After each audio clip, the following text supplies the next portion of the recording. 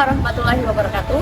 Kami dari mahasiswa UIN Raden Mas Syahid Surakarta, Fakultas Ekonomi dan Bisnis Islam, Prodi Perbankan Syariah semester 3. Video ini dibuat untuk memenuhi salah satu tugas dalam mata kuliah Industri Keuangan Non-Bank Syariah dengan dosen pengampu yaitu Ibu Safaah Restuning Hayati, SEI MAEK. Kami terdiri dari 4 anggota yang saling bekerja sama dalam menyelesaikan tugas video ini. Kami dari kelompok 4 akan mempresentasikan hasil observasi kami di Pegadaian Syariah UPS Ngabean Kartasura.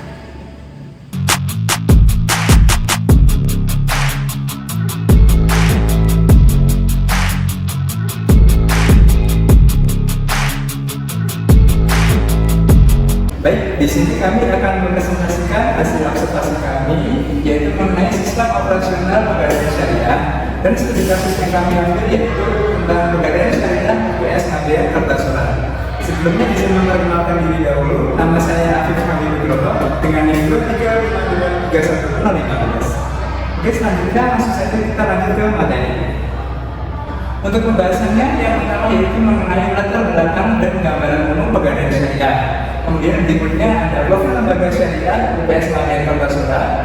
Kemudian berikutnya lagi ada profil singkat informal. Kemudian ada sistem operasional serta pelayanan. Kemudian ada perbedaan pegadaian konvensional dan pegadaian syariah. Kemudian ada juga produk yang ditawarkan pada UPS Ngabean.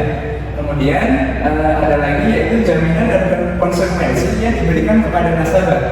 Kemudian yang terakhir yaitu mengenai kepuasan nasabah pada operasional Pegadaian Syariah UPS Ngabean. Untuk yang pertama yaitu mengenai latar belakang dan gambaran umum Pegadaian Syariah.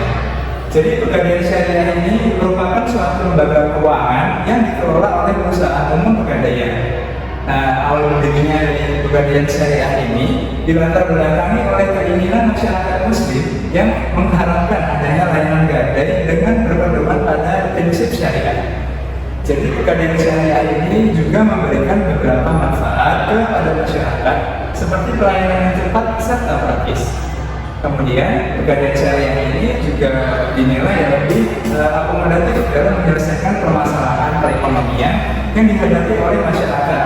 Karena kehadiran dari Pegadaian Syariah ini juga dianggap sebagai lembaga keuangan alternatif bagi masyarakat yang ingin berinteraksi dengan lembaga keuangan pegadaian yang berbasis syariah, yaitu sesuai dengan landasan hukum keuangan yang ada pada syariat Islam.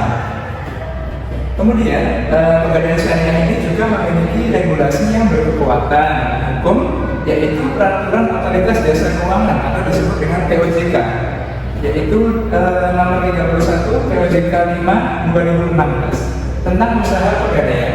Jadi pada area Surabaya ini sendiri terdapat sekitar 6 kantor unit cabang ya dari Pegadaian Syariah ini, dengan Pegadaian Syariah cabang Surabaya itu yang merupakan kantor cabang utama dalam wilayah Surabaya ini.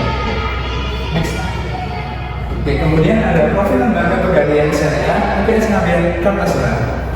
Jadi Pegadaian Syariah sendiri itu awal mula berdiri pada sekitar tahun 2003 ya di Indonesia dan terus berkembang sampai saat ini dan memiliki beberapa cabang yang menyebar ke seluruh Indonesia. Salah satunya ada di Kabupaten Sukoharjo ini. Nah, Pegadaian Syariah ini terletak di sebuah Kabupaten Sukoharjo yang bernama Pegadaian Syariah UPS Ngabean Kartasura dengan alamat di Jalan Adi Sumarmo nomor 5 Logen Manajemen Kecamatan Colomadu, Kabupaten Karanganyar, Jawa Tengah. Nah, jadi di kantor ini itu merupakan cabang dari kantor Pegadaian Syariah Solo Baru ya. Nah, di dalam kantor Pegadaian Syariah UPS Ngabean ini itu dipimpin oleh seorang kepala unit yang bernama Bapak Fuadi Dwi Nugroho Sarjana Pendidikan serta Bapak Ibnu Dian Wijanarto dan dengan salah satu kasir yang bernama Mas Aksel. Selanjutnya saya akan melanjutkan materi sebelumnya. Sebelumnya, perkenalkan saya Putri Diana Vita Emiliana dengan NIM 2352311026. Selanjutnya mengenai profil singkat informal. Kelompok kami telah mewawancarai beberapa nasabah dan salah satu pegawai UPS Ngabean Kartosuro. Salah satu pegawai UPS Ngabean Kartosuro yang kami wawancarai yaitu Mas Excel yang bertugas yang sebagai kasir yang melayani nasabah dalam pencatatan, perhitungan, serta administrasi penerimaan serta pengeluaran uang yang dikelola sesuai dengan SOP. Yang selanjutnya yaitu nasabah yang pertama yaitu Ibu Ani yang berdomisili di perumahan Panasan Baru yang merupakan nasabah dari Pegadaian UPS Ngabean sendiri. Selanjutnya yaitu nasabah kedua yang bernama Ibu Tias yang merupakan salah satu dari Pegadaian UPS Ngabean. Beliau tinggal di sekitar daerah Ngabean Kartosuro atau berdekatan dengan kantor Pegadaian ini sendiri. Beliau selaku ibu rumah tangga yang menggunakan layanan dan produk UPS Ngabean Kartosuro. Yang terakhir, nasabah ketiga yaitu Ibu Sri Supriyati yang berprofesi sebagai guru di salah satu sekolah menengah kejurusan daerah Colomadu. Beliau tinggal di Kecamatan Lempak, Boyolali. Beliau juga merupakan salah satu nasabah yang menggunakan layanan dan produk yang telah disediakan oleh Pegadaian Syariah UPS Ngabean Kartosuro. Selanjutnya mengenai sistem operasional dan pelayanan Pegadaian Syariah atau yang sering disebut dengan PRAHIN. Dalam operasionalnya menggunakan metode fee-based income atau mudharabah yang dimana dari hasil metode mudharabah belum tepat pemakaiannya, maka Pegadaian cenderung menggunakan metode fee-based income. Beberapa teknis Pegadaian Syariah memiliki beberapa alur, yaitu yang pertama, nasabah menjamin barang kepada Pegadaian Syariah untuk mendapatkan pembiayaan. Kemudian, Pegadaian menaksir barang jaminan tersebut yang dijadikan dasar dalam memberikan pembiayaan. Selanjutnya, Pegadaian Syariah dan nasabah menyepakati akad gadai yang meliputi jumlah pinjaman, pembebanan biaya, jasa simpanan, dan biaya administrasi, serta jatuh tempo pengembalian biaya itu pada 120 hari. Selanjutnya, Pegadaian Syariah menerima biaya administrasi dan biaya jasa simpanan di saat pelunasan utang. Selanjutnya, nasabah menebus barang yang digadaikan setelah jatuh tempo. Apabila sudah jatuh tempo dan belum dapat mengembalikan uang pinjaman, maka dapat diperpanjang 1 kali masa jatuh tempo.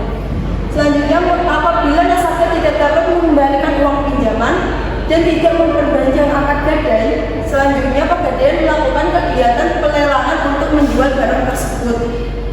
Yang terakhir yaitu mengenai barang yang dapat digunakan untuk dijadikan jaminan adalah barang yang dihasilkan dari sumber yang sesuai dengan syariah.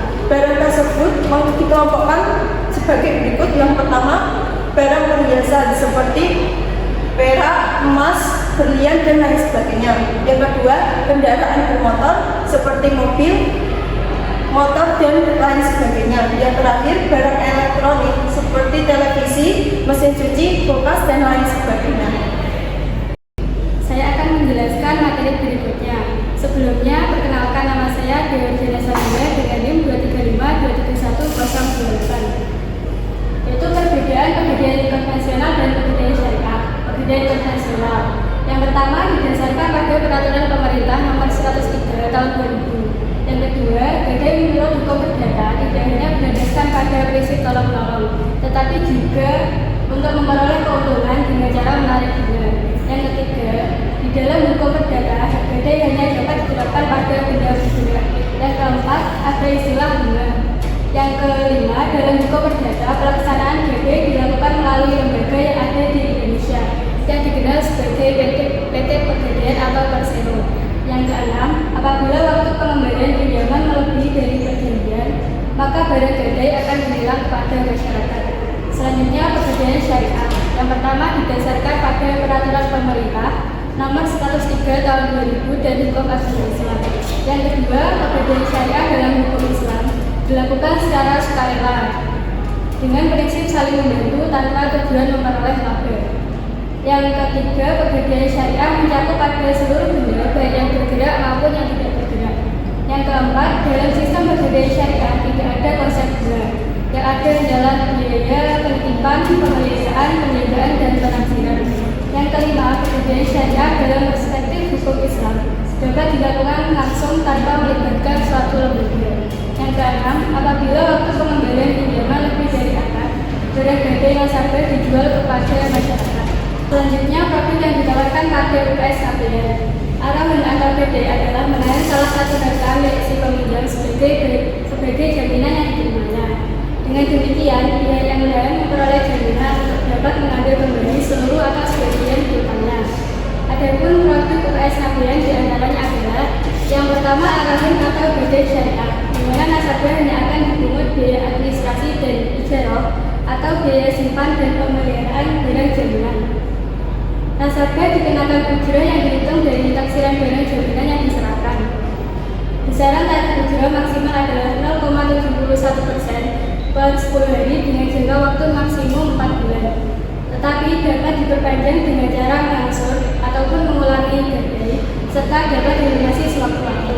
Dengan perhitungan ujrah secara proporsional selama masa pinjamannya ditahan oleh pihak peminjam. Yang kedua, harum BPKB, pembiayaan syariah untuk mengembangkan UMKM dengan jaminan BPKB kendaraan bermotor. Sistemnya kendaraan tetap pada si pemilik sehingga dapat digunakan untuk mendukung usahanya, namun surat BPKB-nya ditahan oleh pihak peminjam. Yang ketiga, harum haji, merupakan pembiayaan syariah dengan layanan gadai emas sebesar 25 juta dalam bentuk tabungan haji untuk melakukan haji. Selanjutnya, tabungan emas merupakan layanan jual beli emas dengan fasilitas titipan dengan harga yang terjangkau. Layanan ini memberikan fasilitas kepada masyarakat untuk berinvestasi emas. Selanjutnya, multi payment online atau MPO. Pegadaian melayani pembayaran berbagai tagihan, diantaranya tagihan listrik, telepon atau pulsa ponsel, air minum, dan lain sebagainya secara online.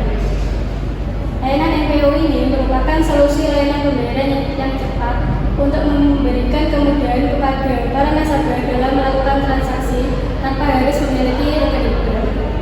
Selanjutnya, amanah.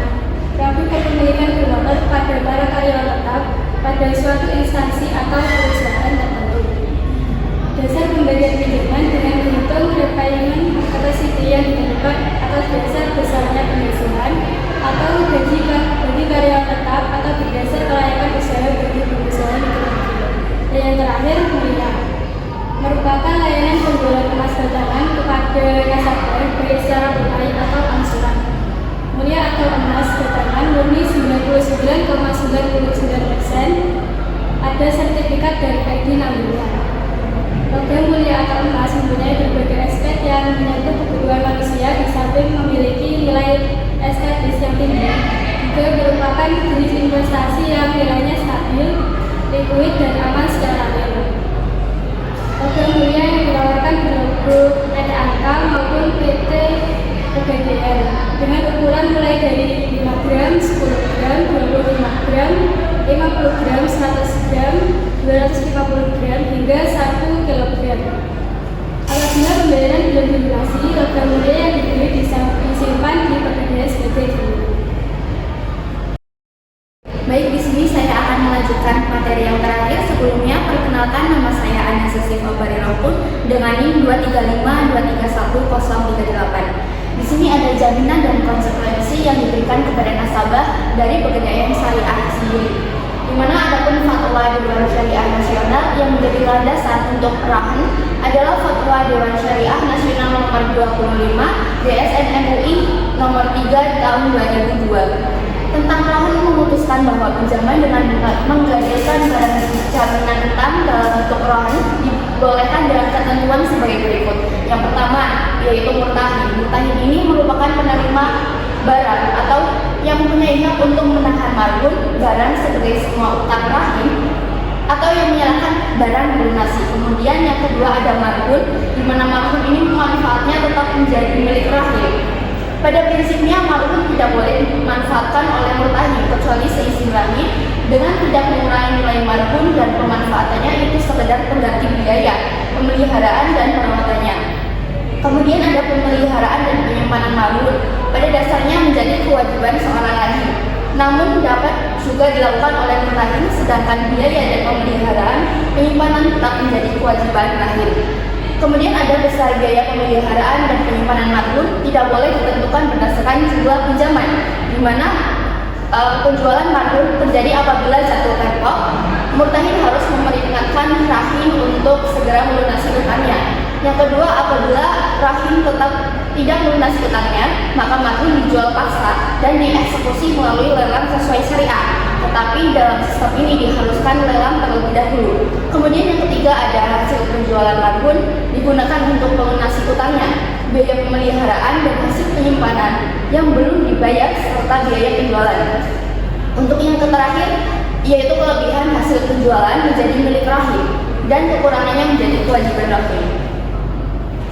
Selanjutnya ada kepuasan nasabah pada operasional Pegadaian Syariah UPS Ngabean, di mana pengukuran tingkat kepuasan nasabah ini dapat diukur dari segi produk, kemudian harga, pelayanan, dan juga proses.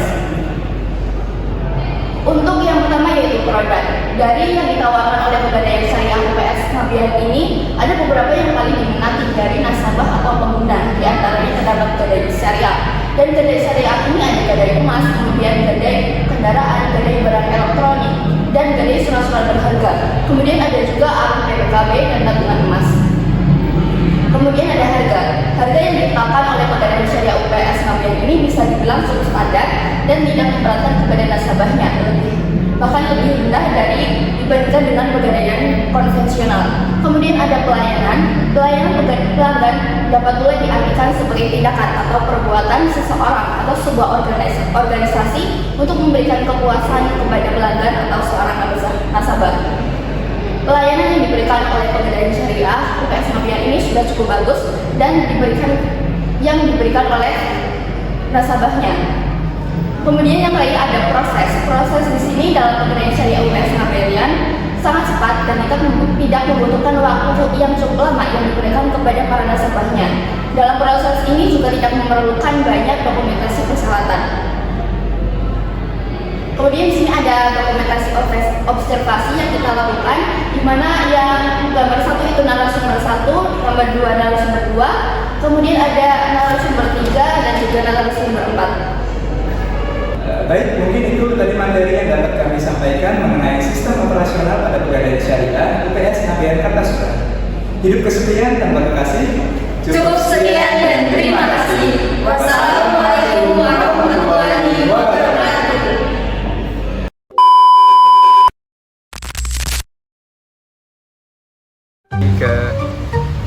Assalamualaikum warahmatullahi wabarakatuh. Kami dari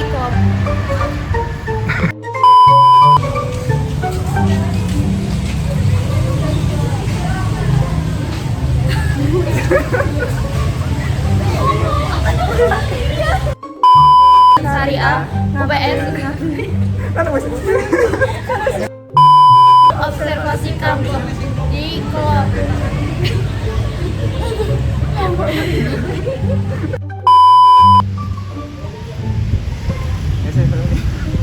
Pegadaian Syariah. Pegadaian Syariah yang ke berapa tadi ya? Bang ini. Saat pelunasan hutang. Loh.